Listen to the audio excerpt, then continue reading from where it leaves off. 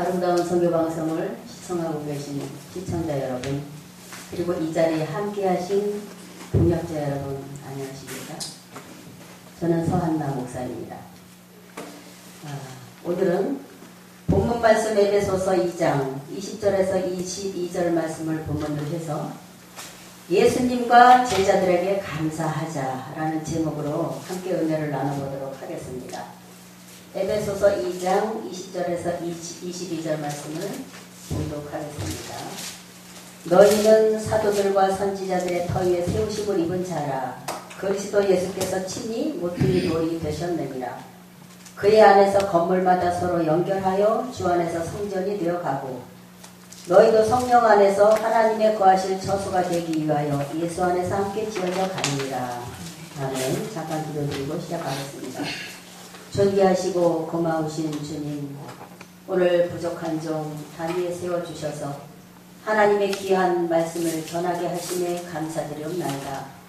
부족한 모습은 십자가 뒤에 감춰주시고 오직 주님의 성령의 도우심으로 말미암아 하나님이 원하시는 메시지만 전할 수 있도록 인도하여 주시옵소서. 예수님의 귀하신 이름으로 기도하옵나이다. 아멘. 이 본문 말씀 에베소서 2장 20절에서 22절 이 말씀은 우리가 선지자들의 터 위에 세우심을 입었다, 이래 말씀을 하고 계십니다. 얼마 전에 고난주간이었고 부활절이 지나갔지요. 그런데 예수님과 예수님의 제자들은 너무나도 많은 고난을 받으시고 목숨을 내어 주시기까지 오늘날 우리를 위해서 피 흘려 돌아가셨습니다. 그러면 우리는 누구의 공로를 인해서 죄 없는 하나님의 아들이신 예수님의 그 십자가의 피의 공로로 인해서 제사함 받고, 그리고 오늘날 우리가 그 은혜에 힘입어서 이 사역의 길을 걸어가고 또한 성도의 길을 걸어가는 줄 믿습니다. 그리고 또한 감사 없는 것은 예수님의 12 제자들께서 주님께 말씀을 받고 죽기까지 목배임을 받고 순교하기까지 주님 승천 후 복음을 전해 주셨기 때문에 그들의 시작으로 오늘날 우리나라까지 복음이 들어오고 또한 땅끝까지 복음이 전파되어지므로 많은 예수님이 씨 뿌려고 가신 예수님의 밭에는 귀한 성도들이 오늘도 열매를 맺어 가는 줄 믿습니다. 오늘 저와 여러분들이 함께 은혜를 나눠볼 것은 잘 아십니다. 찾아보면 다 아는 내용이고 인터넷에 들어가도 다 볼 수 있는 내용입니다만, 예수님이 십자가에 돌아가신 것은 너무나도 우리가 마음속에 구구절절히 잘 압니다. 그런데 12 제자의 순교에 대해서 한번 알아보고자 합니다. 2시 50분부터 먼저 요한복음과 요한 1, 2, 3서와 요한 계시록을 쓴 주님이 가장 사랑하셨던 예수님의 제자 요한은 세베대의 아들로서 큰 야고보와 형제 지간이었습니다. 예수님 부활 승천 후 예루살렘에 머물면서 하나님의 말씀과 주님의 그 말씀을 전파하다가 지금의 터키 지역인 소아시아 에베소 지역으로 추방되어 가서 거기서 사역을 했었지요.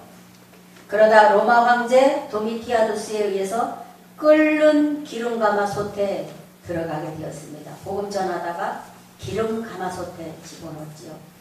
그런데 하나님의 은혜로 거기서 살아나게 되었습니다. 그리고 반모섬이라는 곳에 유배되어 가서 그곳에서 주님을 만나고 요한 계시록이라는 예언서를 쓴 분이 요한이지요. 살아났다 하더라도 그분의 삶은 이 고난의 삶이요, 죽은 것과 방불한 그렇게 엄청난 고난을 당하면서 살아가는 삶이었습니다. 그리고 베드로는 안드레의 형으로 주로 안디옥과 소아시아에서 말씀을 전하다가 로마에서 십자가형을 선고받고 돌아가셨습니다. 사형 집행자들에게 나는 주님을 3번이나 모른다고 부인을 했기 때문에 주님과 똑같은 모습으로 나는 죽을 수 없으니 집행하는 자들에게 부탁을 합니다. 나는 주님과 반대로 거꾸로 십자가에 못 박여서 죽여달라고. 그래서 그 원대로 베드로는 십자가에서 거꾸로 주후 64년경에 바티칸에서 거꾸로 매달려서 죽게 되지요. 그리고 세 번째 야고보라는 제자입니다. 세베대의 아들이고 요한의 형제였습니다.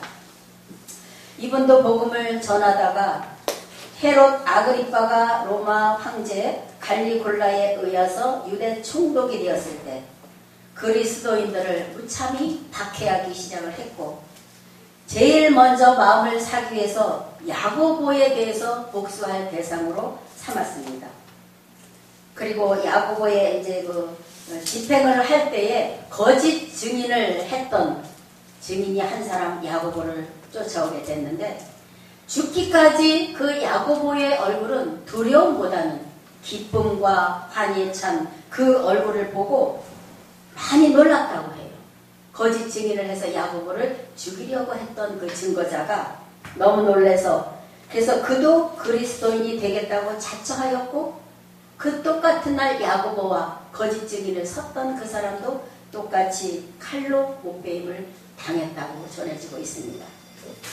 다음에 안드레입니다. 예수님의 제자 안드레. 이분은 베드로의 형제로 러시아에 처음 복음을 전한 자로 알려져 있지요. 그리스의 파트라에서 체포되어서 총독에 의해서 X자 십자가에 못이 박혀서 순교를 하게 됩니다. 그런데 좀 더 천천히 죽도록 하기 위해서 십자가에 못을 박지 않고 X자 십자가에다가 밧줄로 꽁꽁 묶어서 3일 동안 고통을 당하게 하고, 결국 빨리 못을 박아서 죽였으면 좋은데 꽁꽁 묶어놓고 천천히 숨이 끊어지게 만들어서 그런 고난을 3일간 받으면서 순교했다고 전해집니다. 오늘 이 제자들의 말씀을 왜 이렇게 전하는지 나중에 이 다 전해드리고 나서 말씀을 드리도록 하겠습니다. 그 다음에 다데오가 나오죠. 다데오는 알페오의 아들로 작은 야고보와 형제이며, 마태복음과 마가복음에는 다데오로, 누가복음과 사도행전은 유다로 기록이 되어 있습니다.